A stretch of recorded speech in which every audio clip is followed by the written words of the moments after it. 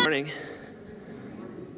It is good to see you all again this weekend, and I know there is an announcement that's about to happen from our governor, and so we'll find out what next week holds for us, but I promise you we will prayerfully consider it with the advisory team, and we'll make the best and safest calls that we need to make for the health and safety of not only you who are sitting here today, but also the community that we love and we care for, right?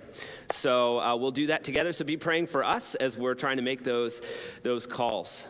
So today we pick back up in week 2 of a new series of talks that we're going through, and it's called No Filter, right? And the idea is that each of us views the world through a filter, and photography uses a lot of filters, social media uses a massive amount of filters, and essentially what a filter does is it alters a photograph from the reality that you captured on one hand, and it processes it through so that it looks entirely different on the other hand. There's something called a worldview that each of us operates from, and it's kind of like a filter for our world. We take in reality around us, we filter it through a worldview, and out on the other end, we see an altered picture of reality. And our worldview, it gives us our values, it gives us our identity, and it gives us our end goal. Right? A worldview gives us our values, it gives us our identity, and it gives us our goals. So it tells us who we are, what we're doing, and how to get there. That's what a worldview does. And last week we talked about the reality that a cultural, a Western, secularist worldview has done a better job at discipling us than we have done at impacting and discipling the world around us, and really even as more discipleship toward us than we have had in our own lives in following Jesus. In fact, we talked about the mixing of worldviews that we have, and oftentimes the biblical worldview we think that we had is actually quite tinged with a secularist worldview. But we discovered the reality that when Yahweh reveals himself to us, we can see the world as it was intended to be, right? So we pick up there, and we're going to dive deep into an aspect of what our worldview gives us, and that is our identity. So there's a few of you out there I know, but I'm going to give an overview of something called the Enneagram. Again, I know there's a few out there that really enjoy the Enneagram. An Enneagram is a very, very old personality profiling type of filter for us. It helps us understand who we are in our personality development, and there's 9 of them. Enneagram means 9 drawing, and some of the roots, they believe, go back to the first couple centuries after Jesus.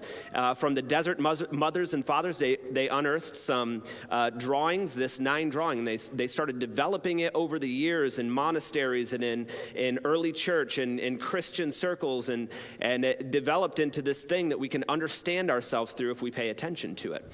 And so let me just give you a really quick overview. There's 9 types again. So the first type is called the perfectionist. All right, that kind of coincides with the I'm the type A personality, right? We get that. That's kind of what the type 1 is. Type 2 is called the helper. They're getting their joy out of helping other people. We're going to skip 3 for a second. 4 okay, is the artist. They're artistic, they're feeling, they feel very unique. 5 is the investigator. They're consumed with knowledge. They're often a little bit more reserved.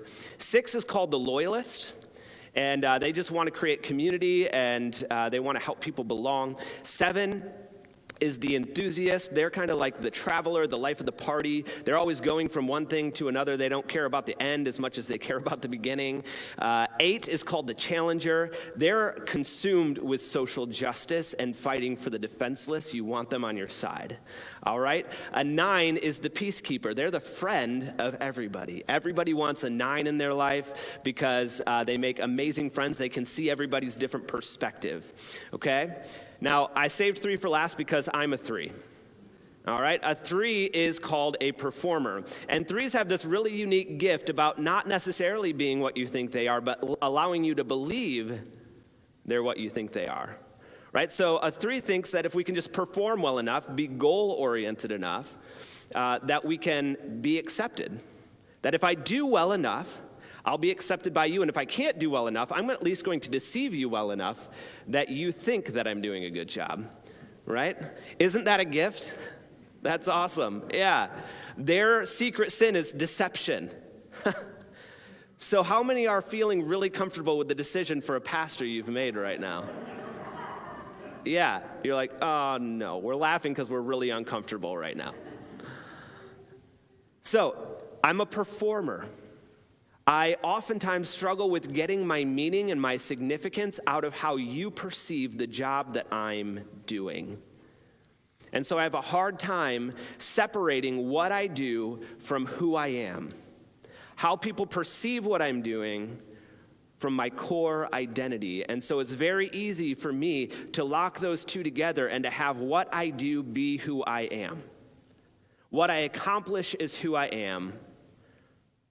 What I'm good at, that's what defines me, right? It actually goes really, really well in our cultural worldview of success and progress. You want threes at the helm of your organization because even if they can't do a good enough job, they're going to give the impression that you can do a good job, and they're going to be results-oriented and goal-oriented, and they're just going to drive things forward. But it's not always from a healthy place. Now, whatever the number is or whatever the thing is that maybe we get hung up on in our different personalities, each of us has an identity issue. There's a psychologist, Erik Erikson. He started work on theory of identity formation. And he talked about 4 different stages of identity formation. So the first stage, and we're going to have it up for you. The first stage is identity diffusion, okay? So identity diffusion is a phase where you're not really working on your identity, you're not really processing the world around you, you just have what's been given to you, all right? So you know you can trust your parents. This is kind of not even necessarily precognitive, but it is pre-self-awareness. There's not a whole lot self-aware. If you see toddlers running around, you know there's zero self-awareness of what's going on in their world. So they're at this phase of identity diffusion, okay? Second stage is identity foreclosure or identity foreclosed. And that is an identity that is given to you or forced upon you by parents or culture. And honestly, they both kind of go hand in hand because the parents received their identities in the same way. So identity then is given down to children, and we're told who we are in identity diffused. And we don't question it, not yet. Not until we get to identity moratorium.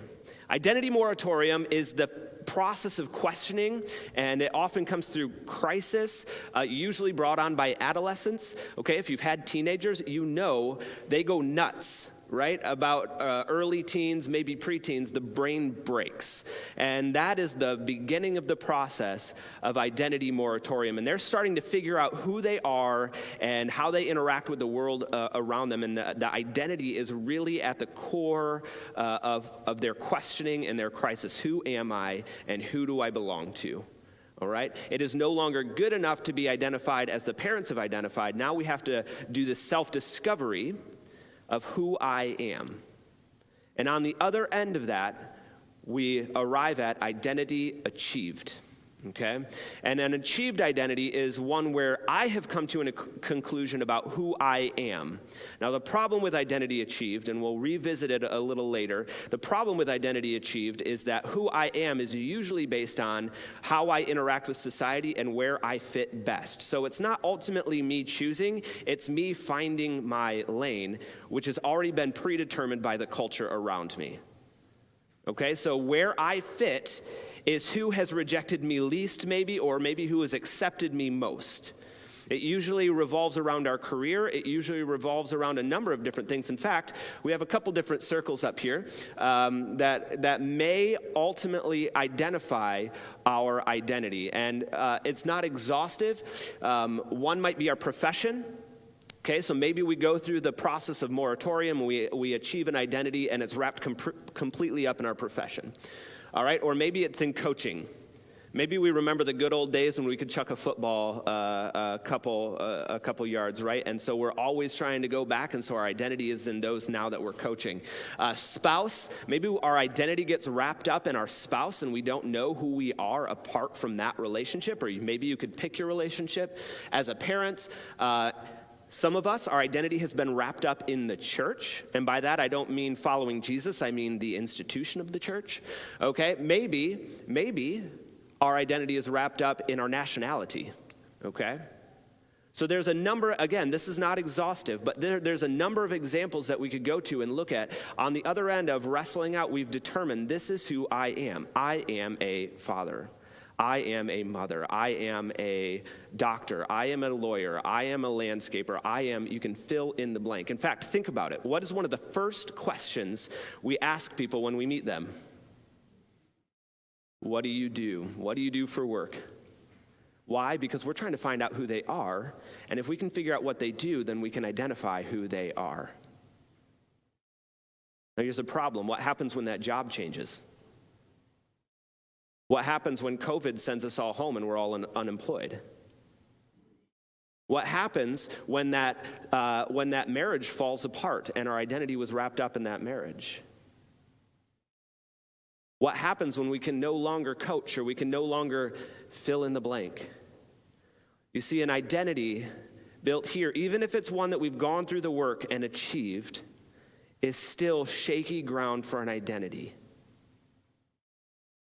It's shaky ground for an identity. It will fail, and then we will go through the process again of figuring out who am I? Why? Because outside of a grand narrative, outside of a larger, all-encompassing story that can guide us into who we are, what we value, and where we're going, we are left with cultural identities which are microcosms. They're important jobs. They're important things to pay attention to, right? I value that I'm a parent. I value my relationship. I value the work that I do. It is good stuff, but it is not good identification. Okay? So what do we do? Where do we get our sense of identity from? Last week, we got to talk a little bit about Moses. This week, we're actually going to go and revisit Moses. So if you can turn to Exodus chapter 2, if you have a Bible with you. We're going to start in Exodus chapter 2.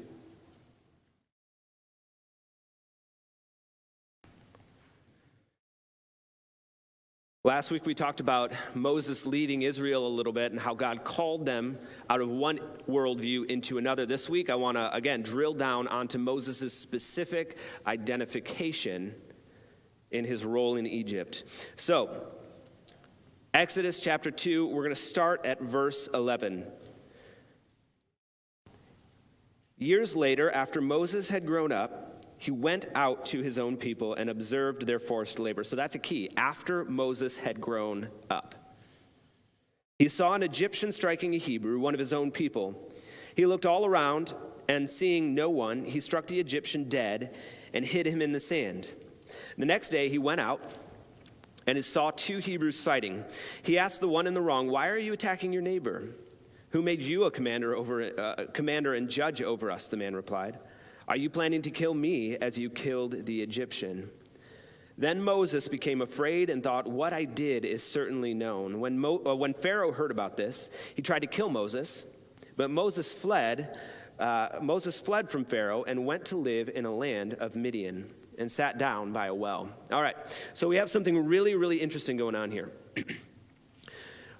We have Moses, who was grown up and raised.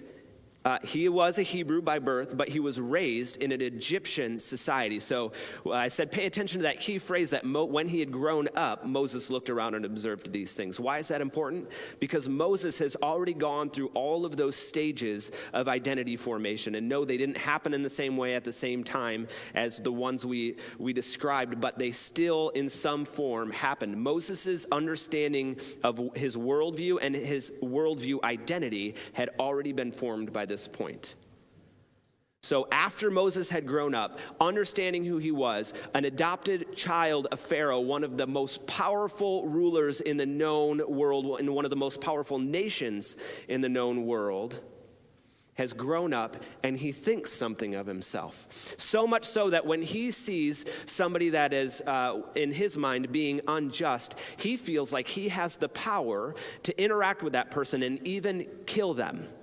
So Moses, in his worldview, identity, understanding, thinks, I can use the power that I think I have as next in line or one of the next in line to rule all of Egypt and potentially even the known world.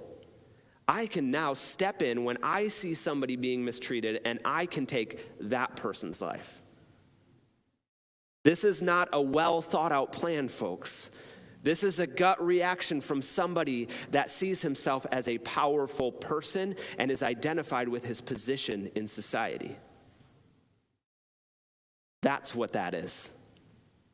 I also find it interesting that Moses had not been among the people he knew he was actually supposed to be a part of.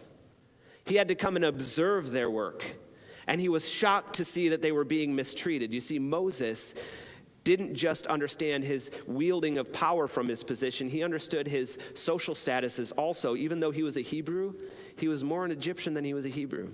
He saw himself through the national identity of Egyptian first, not as of the people of God. Otherwise, he would have been down there a lot earlier. He would have known what was going on, but he didn't know what was going on, and he had to observe. And when he does, he steps in and he kills somebody he thinks he's safe, comes back, but people had found out what he had done. In fact, not just the people, the chatter, right? You guys know how that works. People talking about other people. It makes its way up the ladder until Pharaoh, the most powerful one in all of the land, finds out, and his intention is to put Moses in his place. Because even though Moses is in his family, he's going to remind Moses that he is only adopted. Moses is not who he thinks he is, and Pharaoh is going to put him in his place. So he formulates a plan, and he's just going to go get him, and he's going to kill him. Moses hears about the plot, and he runs into Midian. Midian was predominantly desert. Okay, we know this because Moses is going and sitting by a well. It is not just a well-watered area with streams and brooks and pools of water. It's a well type of land. It's desert. You have to go and drill down for it to get the water, right? So Moses is sitting by the water, in the well, not in the position of authority that he once had. Okay, I'm going to read one more passage. This one won't be up on the screen. But you can follow along. It's in chapter 3. We're going to start at the first verse there. Meanwhile, Moses was shepherding the flock of his father-in-law, Jethro, the priest of Midian. He led the flock to the far side of the wilderness and came to Horeb, the mountain of God. Then the angel of the Lord appeared to him in the flame of fire within a bush.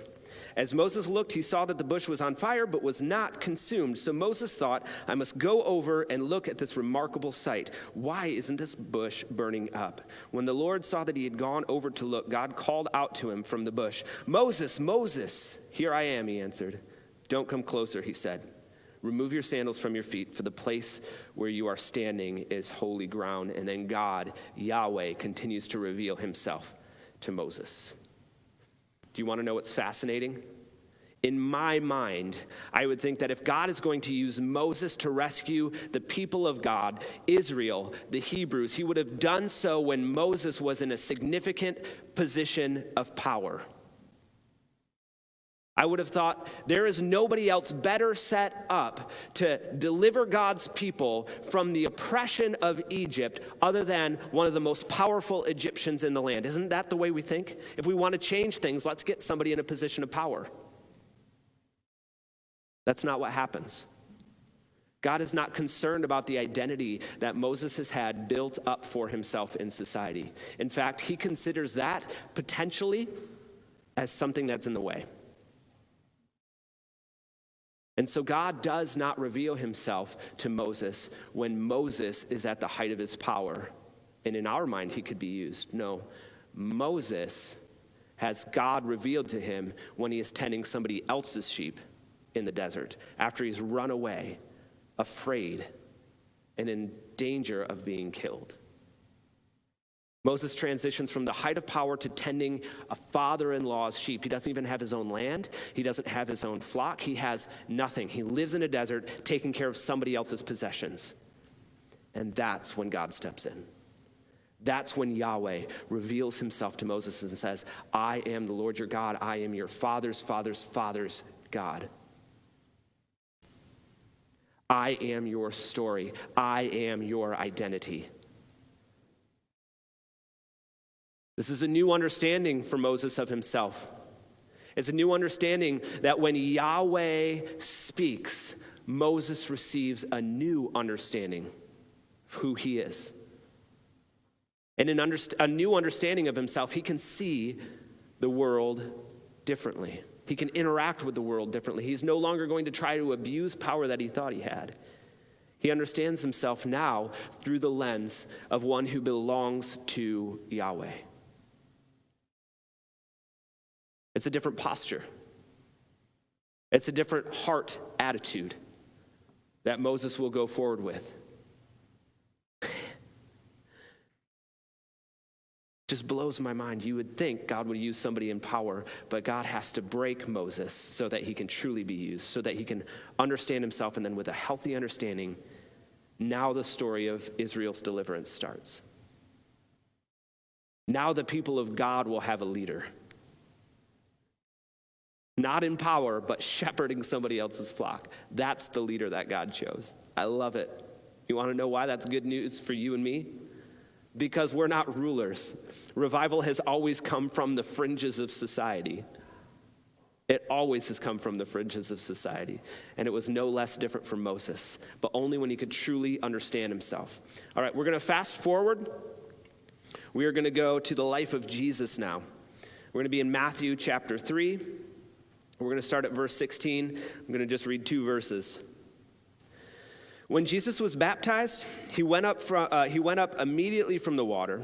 The heavens suddenly opened for him, and he saw the Spirit of God descending like a dove and coming down on him. And a voice from heaven said, "This is my beloved Son, with whom I am well pleased." This is my beloved Son, with whom I am well pleased.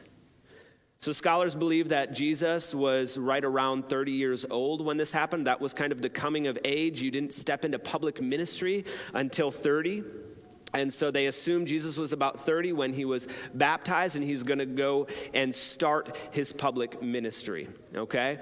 So that's important to understand, because that means we have 30 years of history and identity formation in Jesus that we can recognize. Jesus would have been raised as a tradesman, okay? They believe that he was a carpenter or as a brick mason, shaping stone, building buildings, and all of that. It would have been the family work that he would have taken up and stepped into. He would have been known as an Israelite, okay? That would have been his national identity, yet Israel was in a unique position for the last few centuries, where they had been ruled by one nation or another. They happened to be under the Roman rule at this point. And Rome itself was a little bit of a mixture of Greek and Roman culture. So they were ruled by Rome in a Greco-Roman culture as an Israelite stonemason. That would be Jesus' cultural identity. That is who we would have understood him to be, and that's who others would have understood him to be, the son of Joseph and Mary, a stonemason in Israel, from a nowhere town, right? That's the cultural worldview identity. What we see here is just beautiful, because it is not the identity that we understand him with, and it's not the identity that his audience would have understood him with. Now, after he comes up out of the water and the Spirit of God descends on him and the voice of God booms out, "This is my beloved Son, with whom I am well pleased." Jesus' public identity is now known. This is my Son. Why is that important? It's important because Jesus is about to go into public ministry. He is about to do some of the hardest things anybody could ever do. In fact, the very next story, Jesus goes out in the full power of the Holy Spirit into the wilderness for 40 days without food to be tested and tempted. Anything that he could have been wanted is offered to him in an easier manner than he knew that the work would have been to achieve it otherwise. If Jesus did not understand who he was, if he had accepted and received a cultural identity, that would have been so difficult. It would have been so appealing just to take the shortcut, just to get what he was working for, but a little bit easier. No, Jesus could stand up to 40 days of hunger and testing in the wilderness because he understood his identity as the beloved. You see, when the Father speaks, Jesus understands who he is. Just like for Moses, when Yahweh spoke, Moses understood who he was. When the Father speaks, Jesus understands who he is.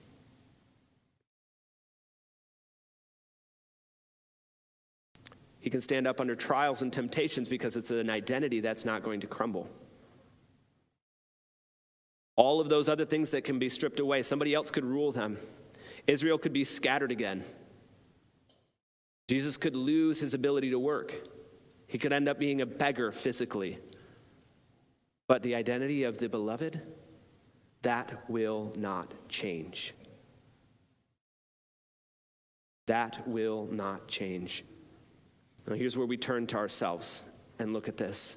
Here's the truth for us, that when the Father speaks, we find who we are. When the Father speaks, when we allow the Father to speak to us, when we allow all the other things to just kind of fade into the background and just melt away, and when we just sit before the Lord and ask him to tell us who we are, when we search Scripture to find out who we are, we can understand that we are given an identity that is unshakable, and it is this. Are you ready? Listen closely. You are the beloved of God. You and I are the beloved of God. You are not identified by what you can do or what you can't do. You are not identified by how the world around you perceives you. You are not identified by your children or your spouse or your parents or anything that has happened to you. You are the beloved of God. It is unshakable, it is unchanging, and it will absolutely change the way you view and interact with the world around you. We are the beloved of God. So what does this do to all of those other identities? Because some of those other things we engage with, those are still good and healthy things, right? We all work, we all contribute, and that's good, and it's even God glorifying. Well, I wanna suggest something, that maybe identity achieved is not the end. Maybe there's one more step that Mr. Erickson forgot about. Maybe instead of going from diffusion to foreclosure to moratorium to achievement, maybe there's one more that we need to add. Maybe the next step is identity received. There's only so far we can take ourselves, and if we focus on an achievement identity, we choose one from the world. But if we are willing to go through the process to listen to the Father, we can just receive the one that's being offered to us freely. And that's all we can do. We can receive it. I want to warn you, though. If you pay attention to the stories of Scripture where people that were used by God and people that were identified by God and were willing to receive what God was speaking to them, you're going to find something. They all went through trial. They all thought that they had achieved something, but they had to be broken back down to where they could actually receive what was given by God freely as a gift. And that is the identity of beloved of God. But when we are willing to go through that, when we accept it, when we walk forward into it, something beautiful happens. All of life actually starts to fall into place. So if we can take a look back at the circles again, we're going to notice something different when we understand our identity as the beloved of God.